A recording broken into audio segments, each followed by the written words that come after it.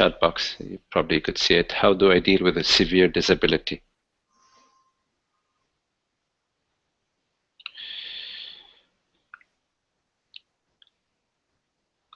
I had brain surgery and I can only walk with a walker.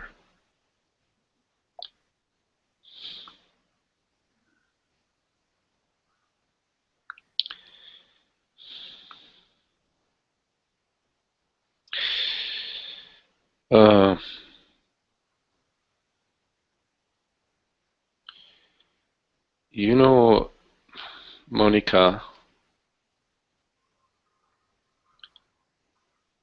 the greatest disability is to be estranged from the self.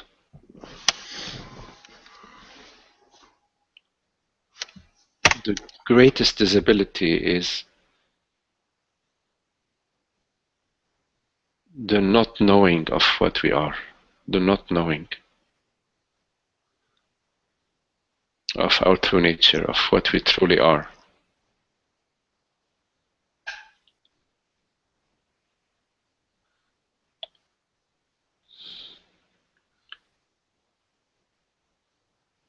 Mistaking ourselves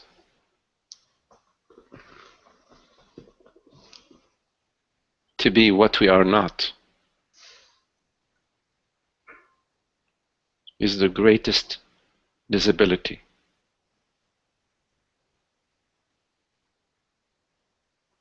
And the way to deal with it is to explore and contemplate, to investigate.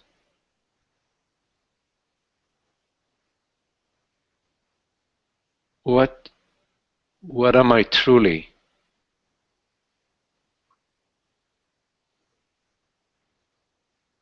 What is it right here, right now, that hears these words? What is the reality of this experience?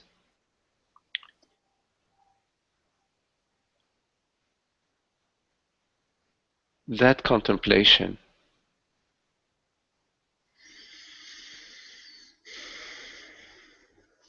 is crucial to cure this disability.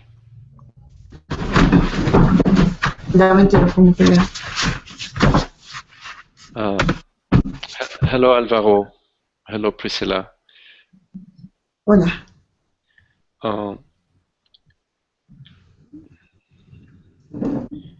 If you don't mind, just to lower the volume or to mute your mic temporarily in order to avoid an echo.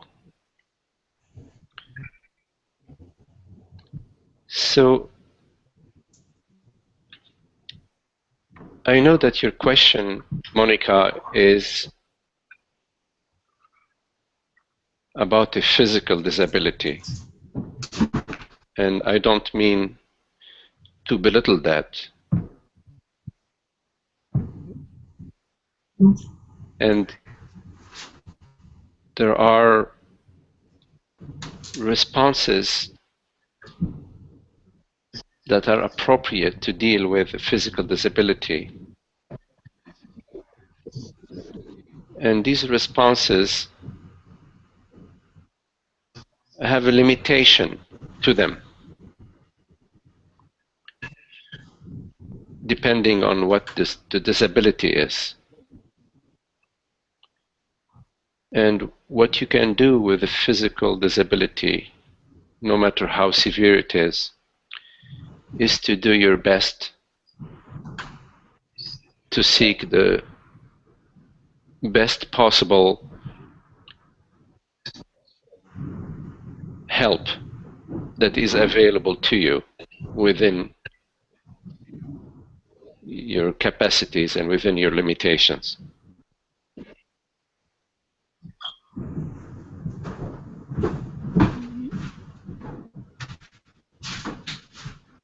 But I still feel that the most important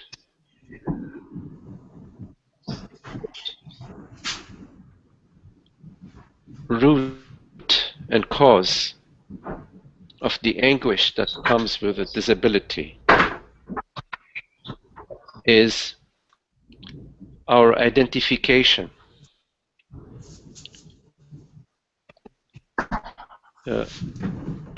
Priscilla, if you, uh, Gonzalo, if you don't mind, just to lower the volume on your mic, or to mute your mic.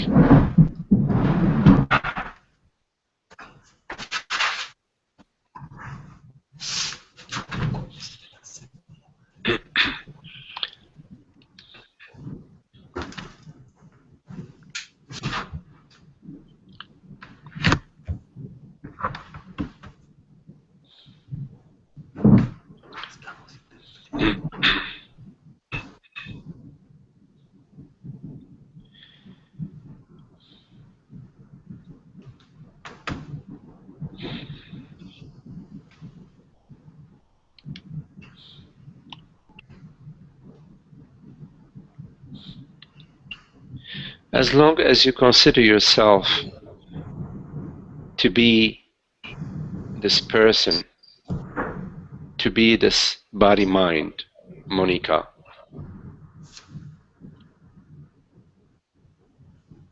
you will be living in some sort of limitation, and the sense of lack and incompleteness, even if the body is healthy, will continue to plague you and will continue to accompany you in your waking state and in your dream state. As long as you are identified, as long as you believe yourself to be a woman, to be this woman, to be this body, you are in limitation and you are not in the fullness of being. What hears these words right now is not a woman, is not a man, is not a mother, is not a father. What hears these words right now is infinite presence. What I truly am is not limited by any mind limitations, by any body limitations, by any physical abilities or disabilities.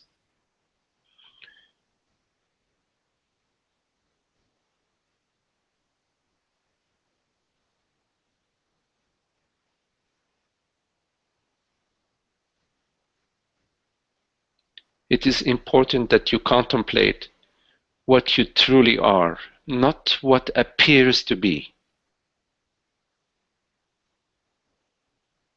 What appears to be, you perceive. But how long does a perception last, Monica?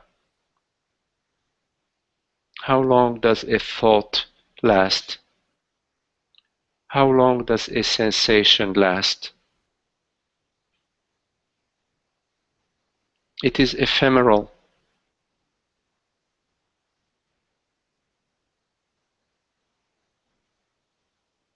You perceive perceptions. The perceptions come and go. Sensations come and go. Thoughts come and go.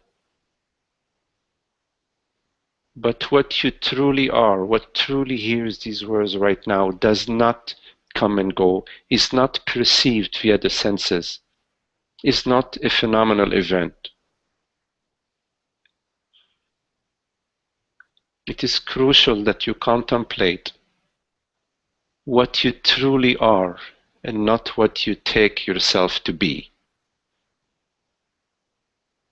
You cannot contemplate what you truly are via what is perceived. Because what is perceived, Monica, cannot reveal what perceives.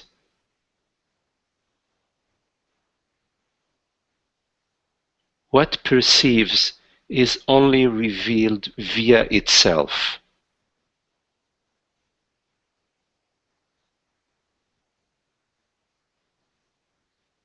It knows itself as it is itself. It knows itself by being itself.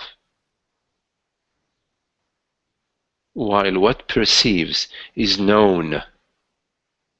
One moment it appears, the next moment something else replaces it. Such is the fate of bodies and minds.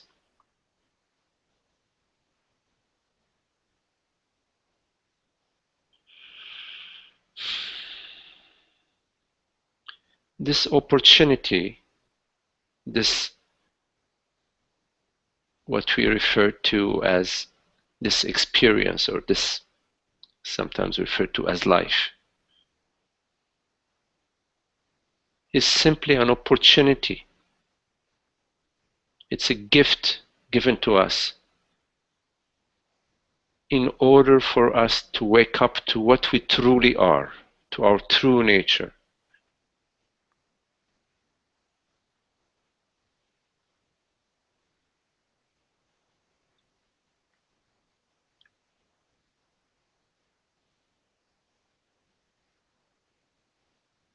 So the contemplation has to be contemplation of the whole and not of the parts. It is not a contemplation of sensations, experiences, memories, events that reveals your true nature. Only the contemplation of the totality, of your totality, will reveal your totality.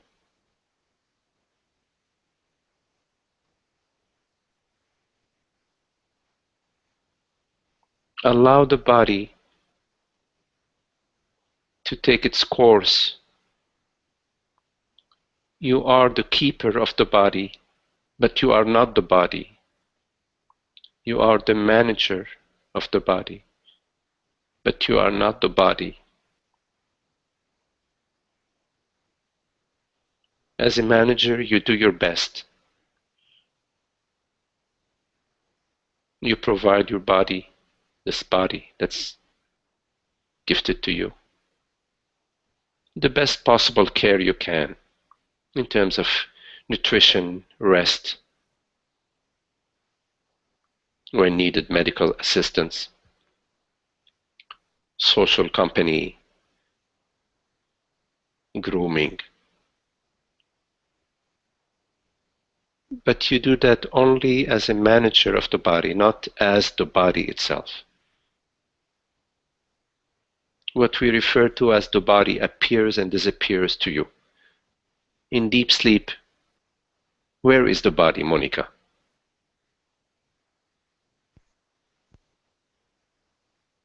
Between an appearance and another appearance, where is the body? Between perception A and perception B, where is the body?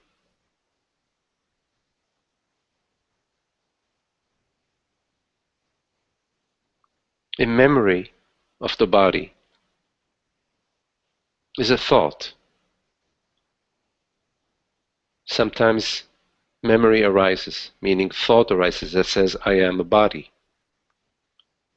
I am here as a body. But in fact, it's just a thought that is arising.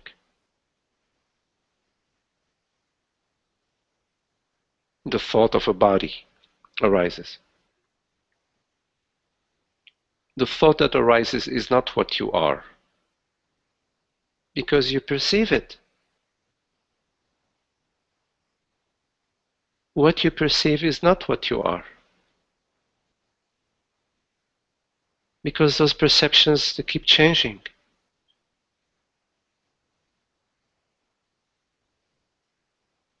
So turn your attention to what truly hears these words.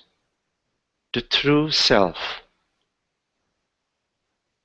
not the appearance, not the image. It is not an image that hears these words. It is not an image that perceives this perception. It is what we refer to as I as presence, I as knowingness.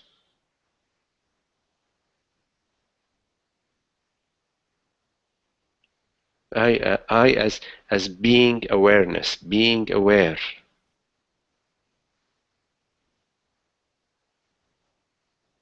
So turn your attention to that. Turn your attention to the being aware, the beingness, which is the presence, that is also the knowingness of this.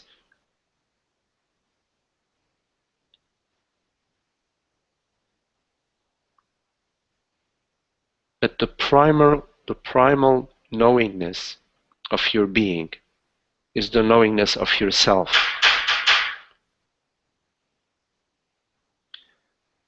Yes, I'm going to check that I don't have you muted, Monica. One moment.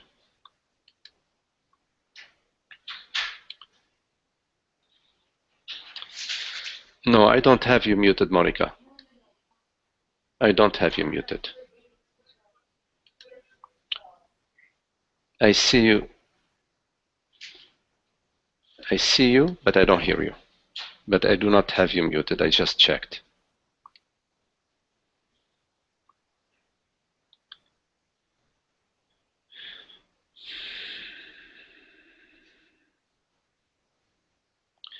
When you want your body to be something else than what it is,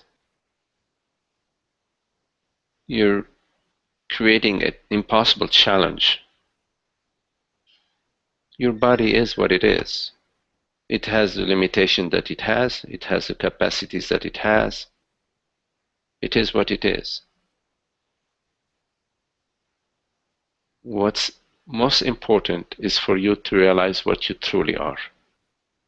That the body appears to you,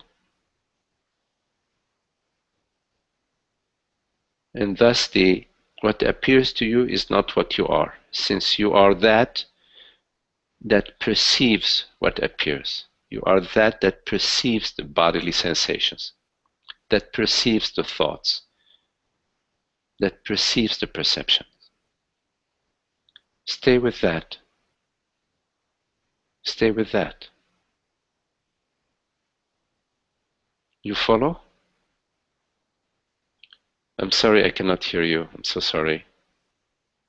I see you speaking, but I cannot hear you.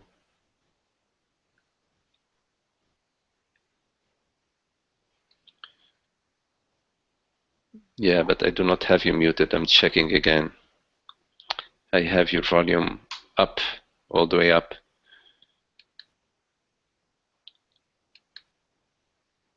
But I cannot hear you. I'm sorry.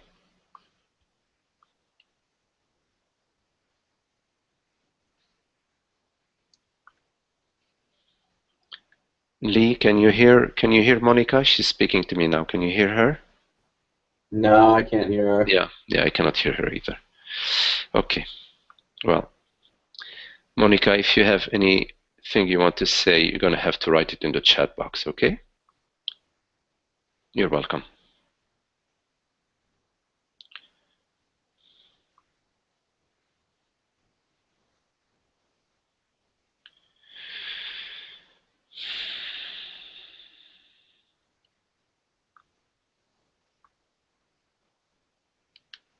If anybody else has any question.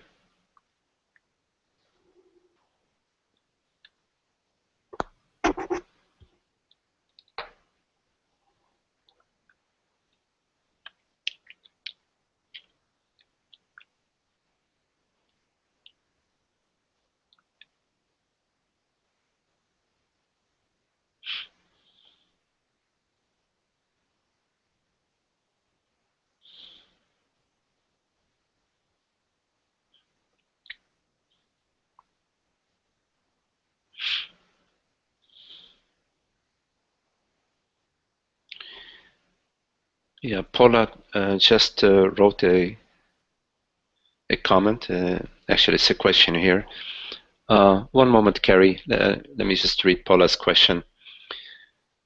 Can you talk about the perception of oneness to actually see the wholeness of life as fluid phenomena, interconnected? Can this be experienced? Can you talk about the perception of oneness to actually see the wholeness of life as fluid phenomena interconnected?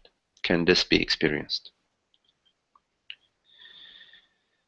Paula, what can be experienced is, let's say, two different dimensions. One of the dimensions that we experience, we can refer to as the mind, meaning thoughts, perceptions, sensations, memories.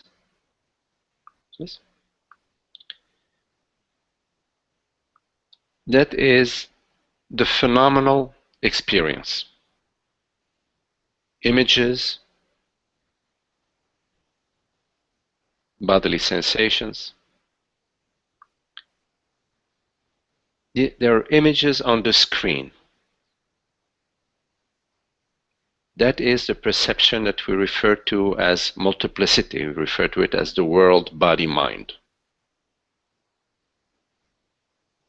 Via the senses, we perceive the phenomenal world. That is one dimension of perception. The other dimension of perception, which is really not actually a perception, it is the experience of peace.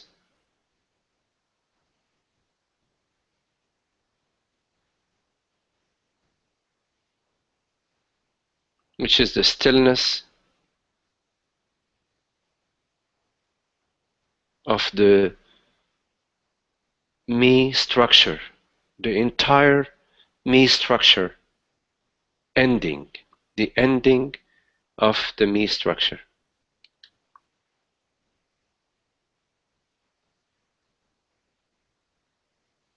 So when we refer to wholeness or fullness or presence or beingness, we are not referring to a conceptual understanding of wholeness or a conceptual understanding of totality. We are talking about the experience of peace and happiness, a causeless peace and happiness.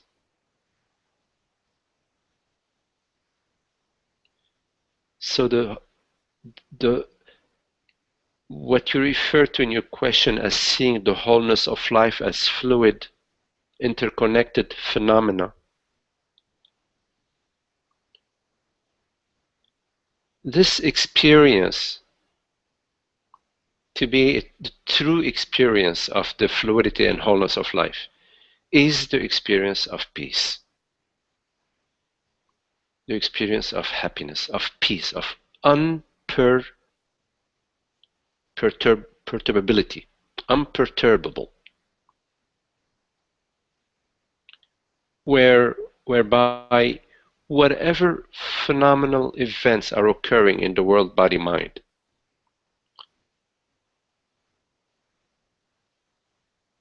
you are not moved, meaning you are not swayed.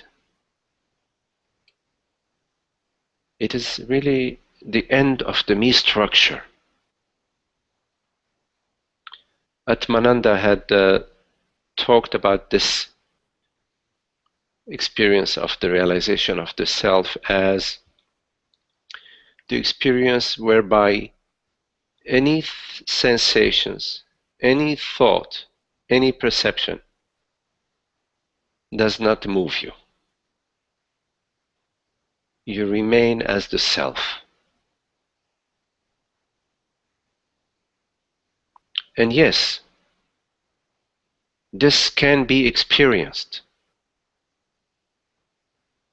This is what the sages talk about, Paula. It is the realization of the self. Meaning, very simply, the dissolution of the illusion of me, of separation. And it is the ending of the sense of being a self, of being me, of being this body, of being a limited entity. Because a limited entity is just the mind, thought looking out onto the world, seeking peace and happiness in the objective world. What it projects, what it imagines to be an objective world. That dynamic assumes a person, assumes a certain entity as being as having a reality to it.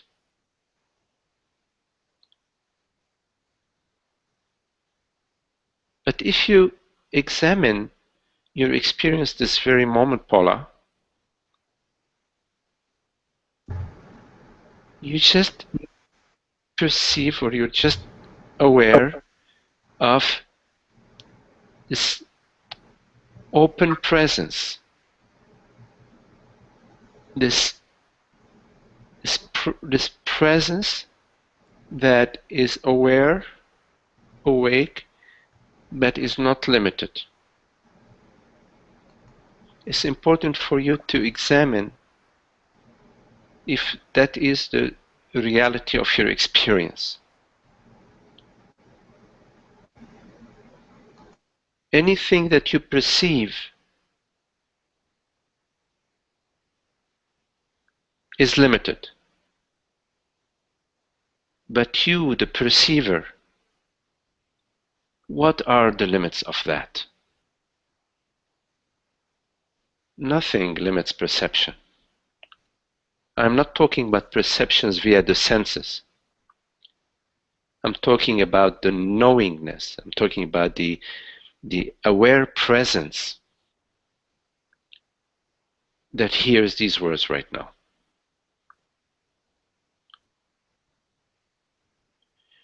Go to that and ask yourself whether that presence that hears these words right now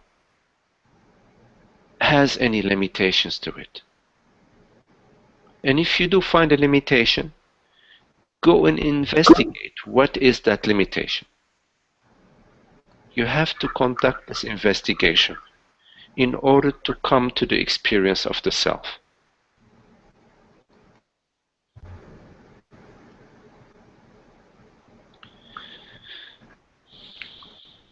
I hope I have addressed your question. If there are some follow-up questions, please write them in the chat box.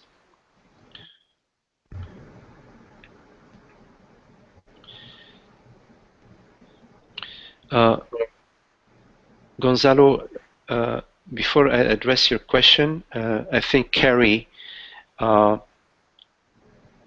had a question. Let me see if she is available to discuss that.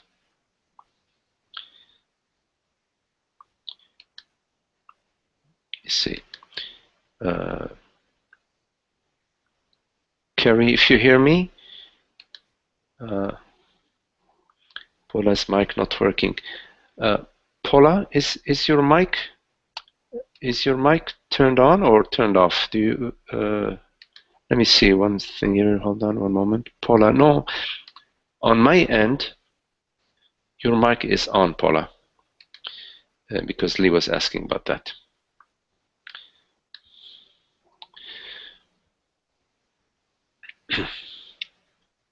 I see it doesn't work without a headphone. Okay, thank you, Paula. Okay, Gonzalo, I see you have asked a question. Who or what suffers if the me is just an illusion? Who or what suffers if to me it's just an illusion?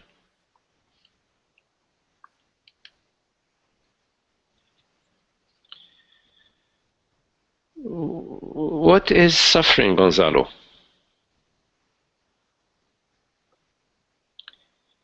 There is an assumption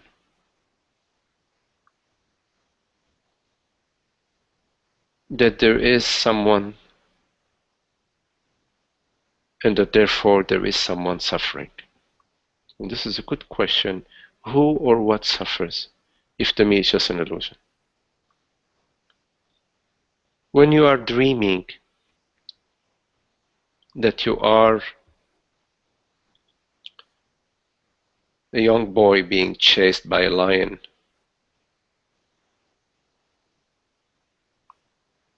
that young boy is experiencing great terror and fear, running away from the lion. Then you wake up. There is no lion and there is no little child running away from the lion. Who was that child running away and who was the lion running after the child? Who or what are they?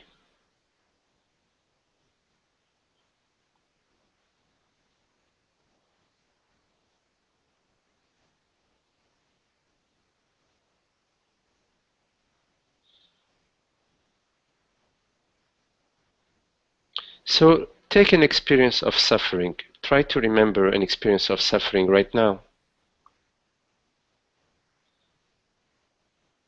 Let's bring the experience of suffering right now.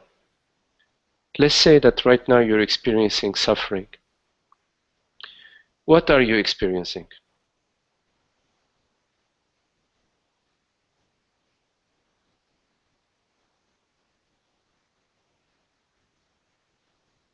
You're experiencing sensation. Okay, and feelings.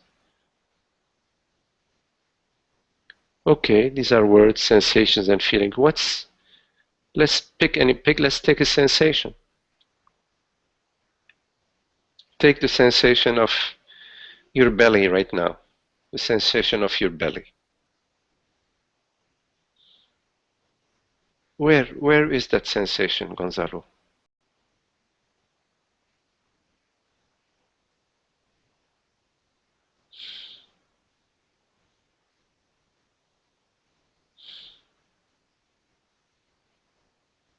Where is the belly?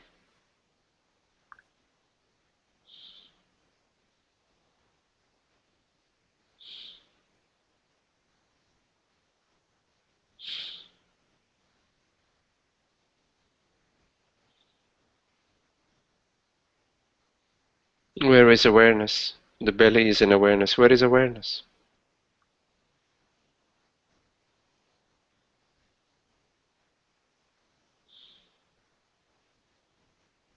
Nowhere, nowhere and everywhere.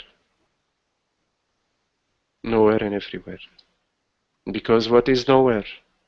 What is nowhere? What is nowhere?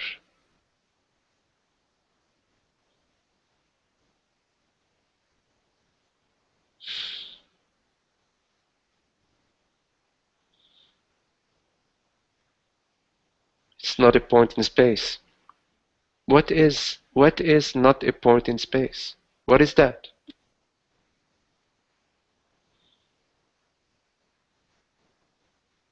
Go there, experience that. Not a point, experience, not a point in space.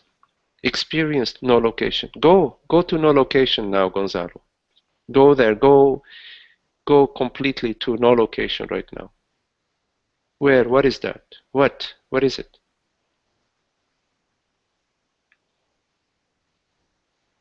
You see, when you trace suffering, Gonzalo, you come to a sensation, you come to the belly, you come to awareness, you come to nowhere, point in space, no location, just knowing or not knowing. How about not knowing? Not knowing.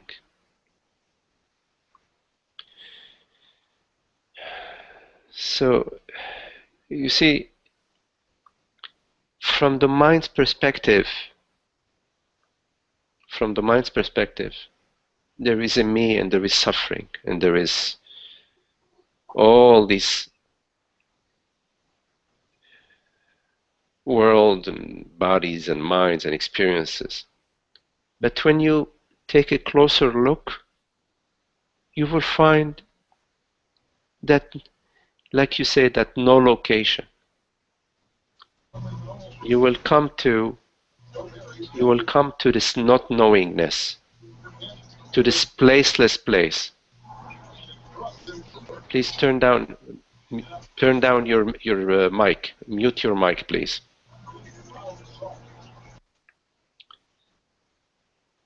And that's the exploration, Gonzalo. The answer to your question is your own exploration. As you ask the question, who or what suffers, if me is just an illusion, you have to go into what is suffering. What is it that suffers? What is the experience of suffering? And the only way to investigate these questions, Gonzalo, is in the now, in your current experience. Because it is your current experience that is the reality. The reality of whatever it is that you're investigating has to be right here, right now. It cannot be a reality, a past reality or a future reality. When you come to the investigation right here, right now, of what suffering is right here, right now, and you have to imagine the suffering, because of course right now you are comfortable visiting friends or whatever you are. But you go to that, imagine it, okay? Of course, when it's happening, when you're actually feeling that you are suffering, then it's really easy. You don't need to imagine anything. You just go right into it. And the only way suffering is maintained is by you standing apart from it. But when you investigate it, you go to it. You move towards it. You open yourself entirely to it without knowing what it is. The only way to know what suffering is from the mind's point of view is to stand apart from it. But it is by not knowing suffering that you get to know it. It is by the not knowing that it reveals itself to you. It is not by the knowing. It is by the not knowing. It is the path of not knowing and not the path of knowing.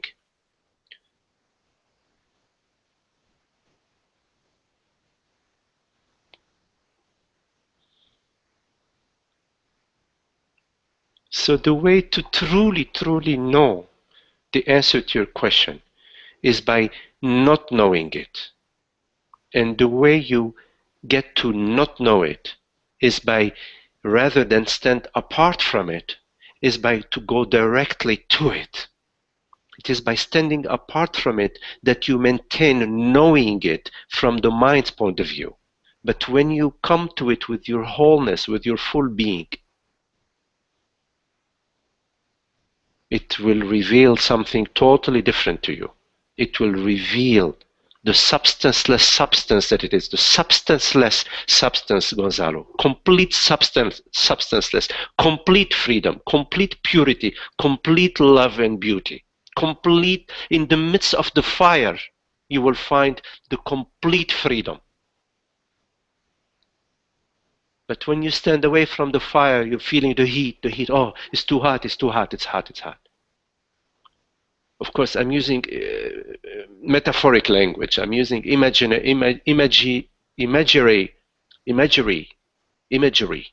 language.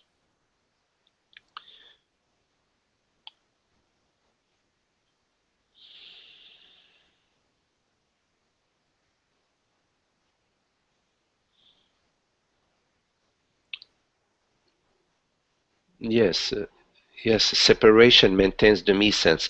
You see, there is really no separation, Gonzalo. It is all imagination. Separation is imagination. Separation is mentation. the idea that there is a me, that I need to protect myself. I need to protect myself from the world, body, mind. That is just a dream. It is a dream. There is no world, body, mind that's apart from you. I am that. What I am is that. Everything that I experience myself. I experience myself, my experience, perception as myself, sensation as myself, thought as myself. It's never apart from you. It's never outside of you, Gonzalo. It's never out there. It's always yourself. It's never, ever not be yourself. It's 100% yourself, Gonzalo. Every sensation, every perception, every thought, every feeling, every vibration is 100% you, completely made out of you.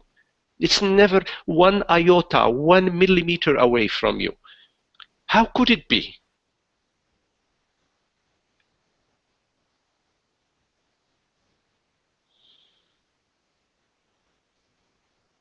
So separation is imagination. It is just the mind wanting to continue to spin and spin. Says this and then says that, and then it says this and that, and then it compares this to that, and but the whole thing is intimately you. Every thought is intimately you. It's 100% made out of yourself. Whatever you call that to be, there's no need to call it anything. Awareness, presence, aware presence, it doesn't matter. There's no separation. Separation is imagination. You're never step away from yourself. How could you take a tiny step outside of yourself? You cannot, Gonzalo. Impossible. Impossible. You're always experiencing yourself 100% of the time. This is why it is said that time is illusion, because you're never not the infinity. You are eternally the wholeness of being. You're eternally the eternity of being.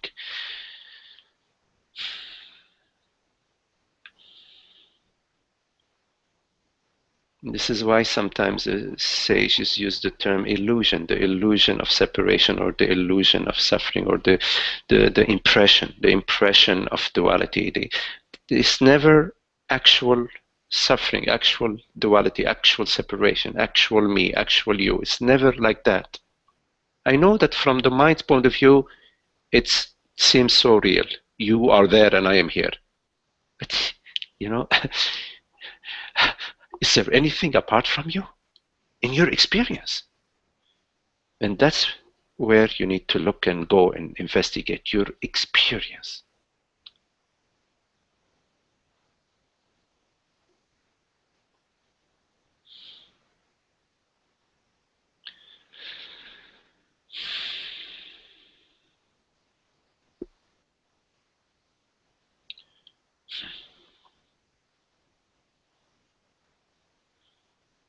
Yeah, Gonzalo.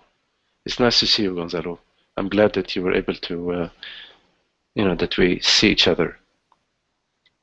Thank you.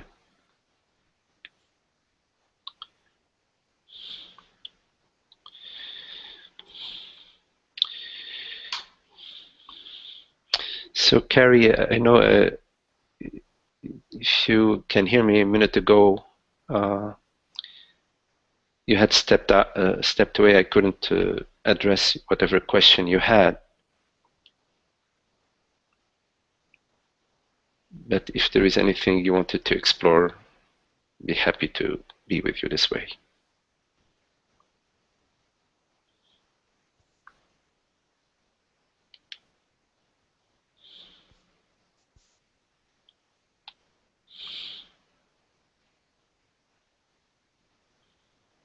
Okay.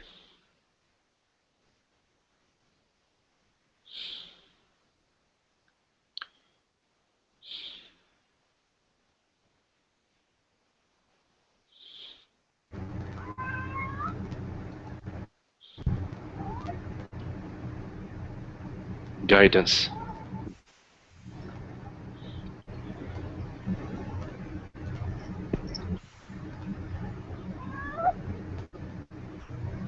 Yeah, if you can please mute your mic.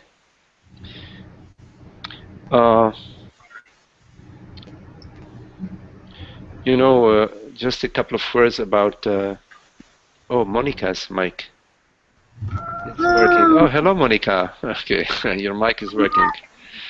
Okay. Just a couple of words about guidance, Carrie, which I'm sure that you're aware of, is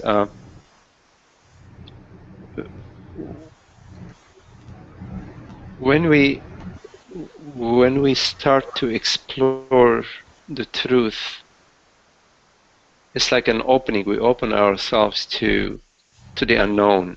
We open ourselves to the mystery.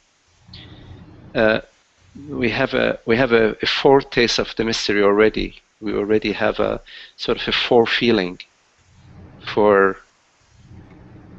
that dimension that is, it's really not a dimension, it's a dimensionless dimension. And it's as if the veils get lifted. They don't need to get lifted much for the light, for the guidance to, which is the divine presence, which is the wholeness of being. It's like the sunshine, as a metaphor. The sunshine doesn't need, you open your window just a little bit and the sunlight goes right in and lights the spaces. So when we start loving the truth and we realize that the answers to our heartfelt, to our deepest questions are not in the world. They're not in the body, they're not in the mind, they're not in relationships, they're not in objects, they're not in situations. Once we start realizing that, and there is a forefeeling of the truth that starts to sort of emanate in the space, and it draws us, it calls us to it. It's as if like God's calling us. She calls us to her heart, and there's no return from that. It's just keeps opening and opening. It's an expansion into the infinite grace of God. It's the divine mother that just has limitless arms. When she opens her arms, she's just like, there's nothing that is not embraced in her love. So guidance comes to you. It will come to you from your inner calling, from your love for the truth, your love for the revelation, for God, for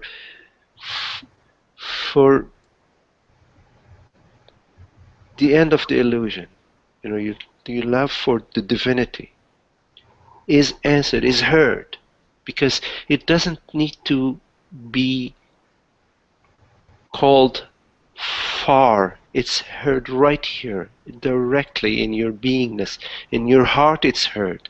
And your heart goes from a personal heart and expands to become a universal heart. It's very beautiful. And guidance comes to you because the call is heard. And more you recognize the guidance, more and more you recognize its sweetness, its perfume, its tenderness coming to you, bathing you and soaking, filling your entire space in your sleep, in your waking state. There is never a moment that grace is not shining onto you. There is not one moment that is not a holy moment, that is not a graceful moment. It's just filled to the brim with beauty and love.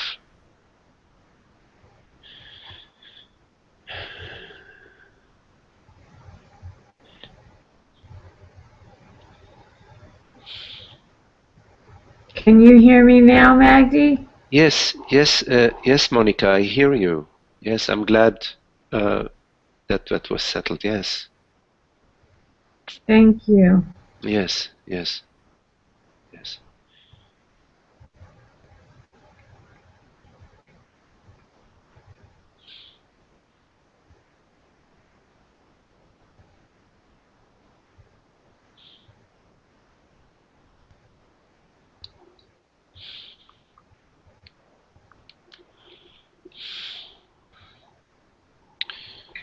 Hello, Priyanka. Priyanka just sent a question. How would you offer this freedom to someone feeling trapped in the midst of emotionally and psychologically abusive suffering, like being in Satan's fearful presence?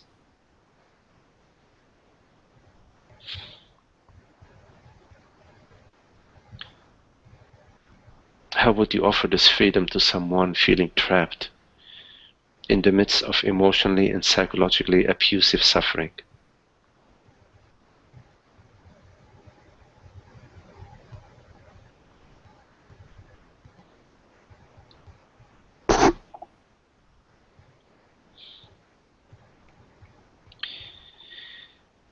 Hopelessness, feeling hopelessness. Well, Priyanka,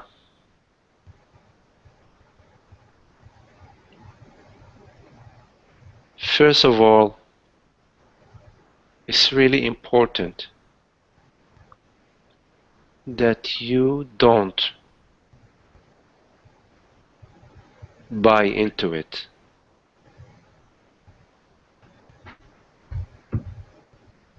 It is very important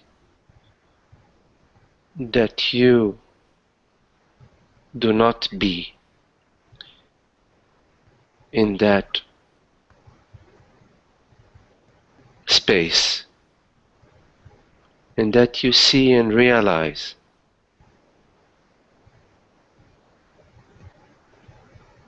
that the truth is beyond such impressions, and that all impressions of suffering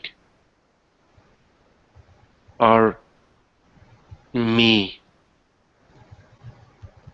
and you impressions, that all impressions of suffering are impressions that are based on a me limited character relating with an external world.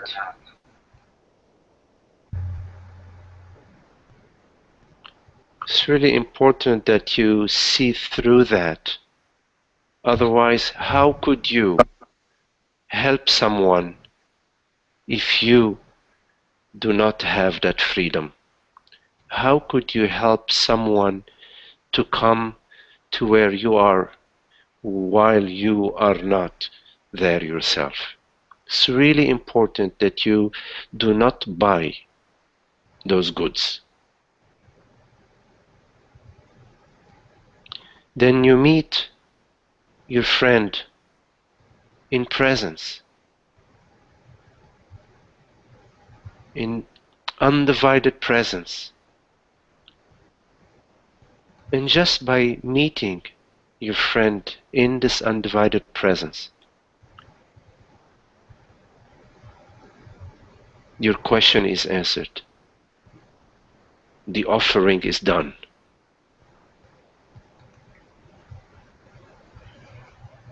So it is not via any mind strategy or via any very refined psychological technique or via any healing methodology that you will be able to really help somebody who is trapped in emotional and psychological suffering. It is only via your freedom via your state, your unshakable presence, that you truly can help. And it's not really you that is helping. It is the divine presence that is the healer of all impressions of suffering.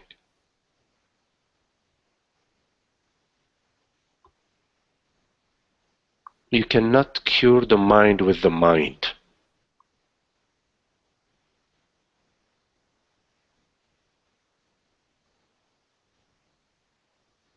Only via the self eternal.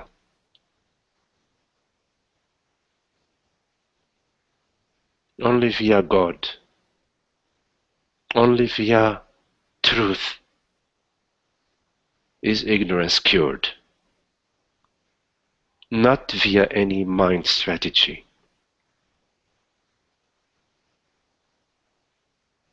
Of course, I am giving you the highest answer to your question. This does not mean that on the relative plane you do not be a good friend. You can be a good friend. You can lend your ear to this person, open your heart to this person,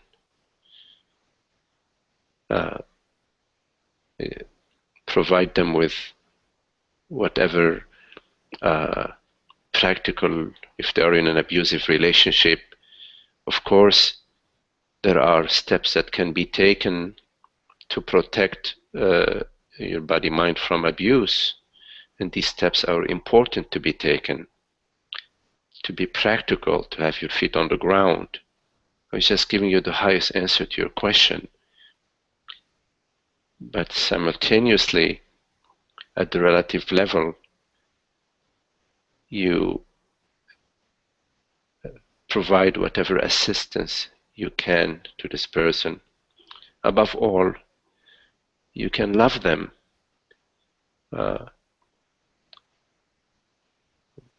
Open your heart to them.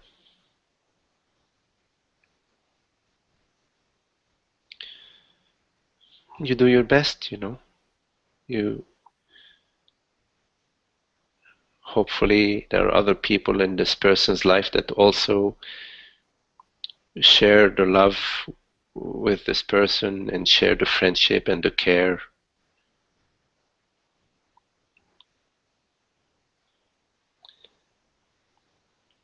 So Priyanka, you ask, how real is Satan compared to God?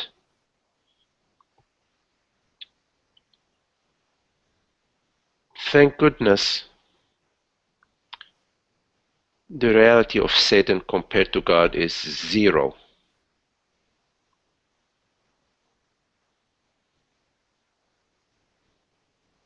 So the reality of your dream, no matter how horrible a nightmare it is, the reality of your dream is zero. There is only one reality, Priyanka, and that is the reality of God. There is only one reality, and that is the reality of consciousness, the reality of the aware presence that I am. Borderless, universal. It is not a personal presence. It's not an objective presence. It is the noumenon, the divine presence. So the reality of Satan compared to God is zero. Thank goodness for that. Otherwise we would have a real problem. But we don't. When you wake up from the dream, you realize, oh my goodness, there was no lion chasing me, and I was not a 5-year-old girl being chased by a lion that's going to devour me.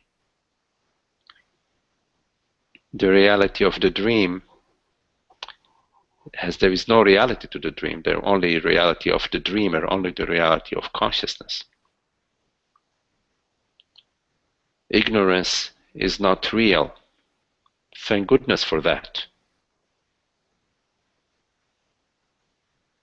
When you examine ignorance and you come closer and closer to it, you find that it's just a dream, that there is really no separation. There is no me out there that is suffering in the world. It's just a dream. And you wake up from the dream, and progressively the dream ends, and you find yourself as the self supreme. You find yourself as the presence supreme.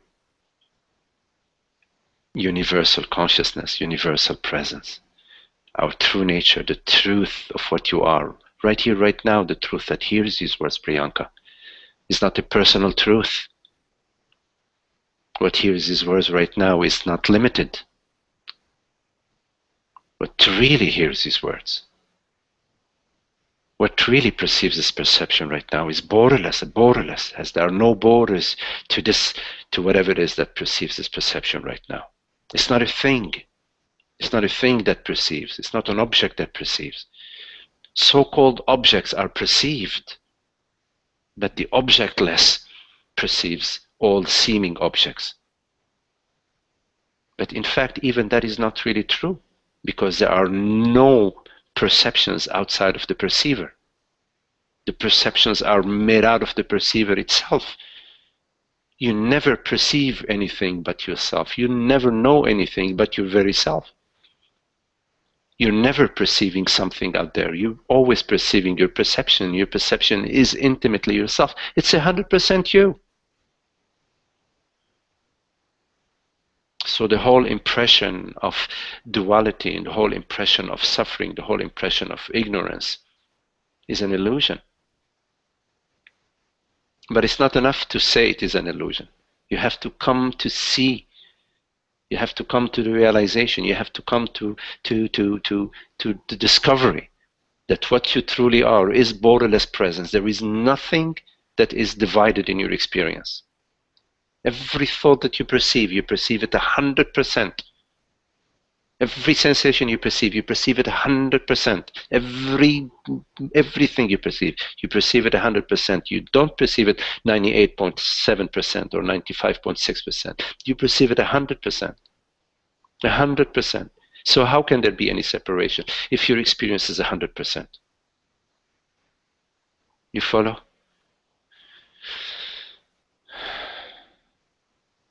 The whole realm of Satan, ignorance and suffering, is based on the impression of separation, the impression of duality, that I, consciousness, is limited by my skin, by the skin of this body, by the walls in this house. These are just thoughts, impressions, stories. There is no reality to separation. So if there is no reality to separation, since your experience is whole and complete every moment, 100%, how could there be ignorance, and how could Satan be? Satan is nothing but ignorance. So the reality of Satan compared to God is zero.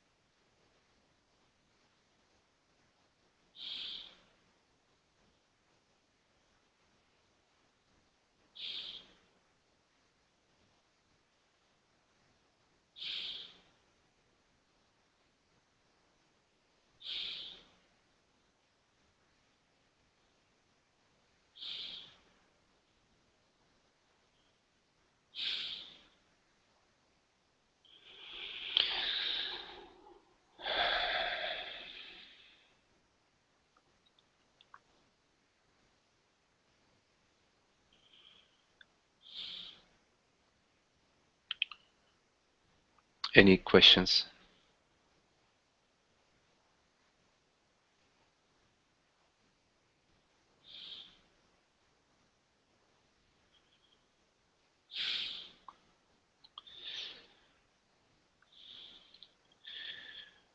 Okay, well, thank you very much for your lovely company. It's very nice to be with you. And we'll see you again soon. Blessings to you all. Thank you.